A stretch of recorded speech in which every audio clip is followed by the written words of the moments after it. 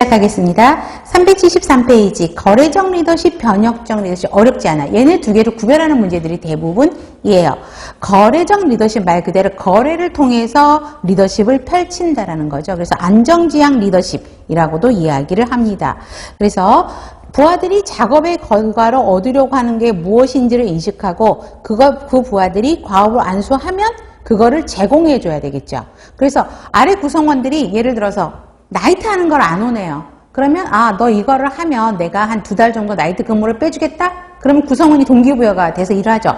어떤 아웃풋을 냈을 때는 나이트 근무를 빼줘야 되죠. 그래야지만 또 다른 방법에서 동기부여를 찾고 하는데 만약 그 약속을 안 지켰을 때는 신뢰가 깨지는 거잖아. 그렇기 때문에 반드시 보상을 해 주셔야 된다는 거죠. 부하들이 원하는 걸로.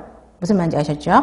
그래서 2번은 꼭 거래적 리더십의 특성이고요. 3번 별표.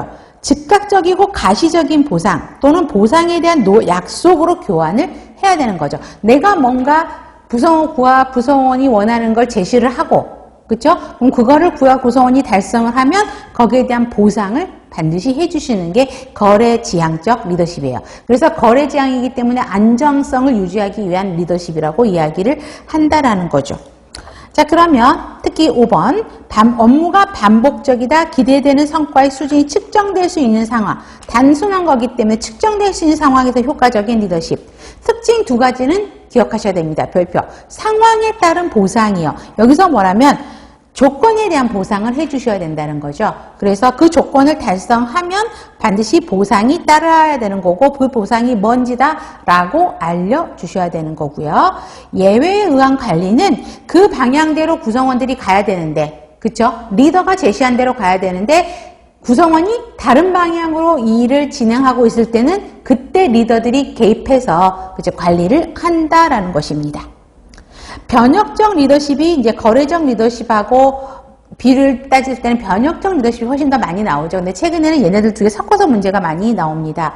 그런데 항상 들어가는 공통 단어는 키워드는 뭘까요? 비전이란 말이 들어가요. 그래서 미래에 대한 비전 제시, 조직의 비전을 구성원의 비전으로 바꾸는 거. 그 다음에 2번도 보세요. 기대 이상의 성과를 도출하게 하는 거고 장래 비전을 공유해서 동기부여하고 몰입도를 높이는 과정을 이제 변혁적 리더십이라고 이야기합니다. 구성 요소가 시험 문제 나왔어요. 그러면 항상 나오는 구성 요소. 카리스마, 영감적 동기부여, 지적 자극, 개별적인 배려. 요게 이제 사지선다로 나왔었거든요. 그런데 저는 이제 수업할 때마다 예전에 항상 땡땡이 무시하지 말자 이런 말을 많이 해요. 한 번 나왔던 기출문제는 동일하게 안 나와. 그러면 지금처럼 땡땡이를 주고, 그렇죠? 변혁적 리더십의 구성 요소가 아닌 것은, 그러면 예를 들어서 지금처럼 리더야 카리스마가 있어야 돼요. 그래서 비전과 미션을 구성원에게 제시하고 자신감 높여주고 존경과 신뢰를 얻는다. 이 닭가장의 1번에 닭가장 이게 나왔으면 이게 리더의 카리스마를 설명하는구나라고 여러분들이 해석을 해야 된다는 거지. 그래서 이 땡땡이 4개, 3개가 나오면서 다른 게 또 들어갔던 게 있었거든요. 그래서 땡땡이도 구별을 하셔야 됩니다. 영감적 동기부여는 구성원에게 동기부여를 시켜야 되는 거죠. 그래서 목표를 쉽게 설명해주고 높은 기대를 갖도록 하고 공유 비전을 실천하도록 하는 등 동기부여시키면서 영감을 불어넣어야 되고요. 구성원들의 지적 자극을 자꾸 개발을 시켜야 되죠. 그래서 새로운 관점에서 상황을 분석하고 문제를 해결할 수 있도록 자극을 줘야 되고 구성원 한 명 한 명에게 개별적 배려를 하면서 개별적인 특성에 맞게 임무를 부여해야 된다는 정의들을 구별하셔야 됩니다. 그래서 4가지 정의가 있다는 건 꼭 기억하고 그 땡땡이도 기억하셔야 됩니다. 그래서 이 구성 요소와 정의 같은 경우도 19년 지방, 22년도 세종시 문제에서 막 길게 풀어서 내놓은 문제도 있었어요.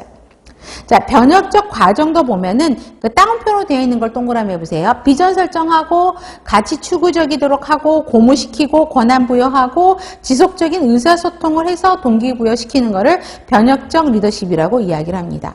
그러면 더 알아보기에서 거래적 리더와 변혁적 리더의 특성에서 이거는 구별하는 건 거의 비슷한데 쉬운 건데요. 특히 목표 지향성이 시험 문제에 많이 나오죠. 거래는 현상과 너무 떨어지지 않는 목표 지향인데 변혁적 리더는 매우 높은이에요. 현상보다 매우 높은 아주 이상적인 목표를 지향한다라는 거, 이게 시험 문제죠. 장기냐 단기냐, 그 다음에 즉각적이고 가시적인 보상이냐, 뭐 자아실현 같은 높은 수준의 목표를 정하고 하느냐. 뭐 그 다음에 특히 문제 해결 봐보세요. 문제들을 위해 문제를 해결하거나 해답을 찾을 수 있는 거. 그러니까 리더가 구성원들을 하나하나 방향을 다 제시하면서 답도 가르쳐주는 게 거래적 리더. 변혁적 리더는 질문에서 스스로 해결책을 찾도록 하는 거. 그래서 이 내용은 보시면 바로바로 아실 건데 시험 문제는 목표 지향성의 문제가 많이 나온다고요. 그 다음에 유인물에도 거래적 리더와 변혁적 리더 드렸을 겁니다. 그런데 어렵진 않죠. 공통된 가치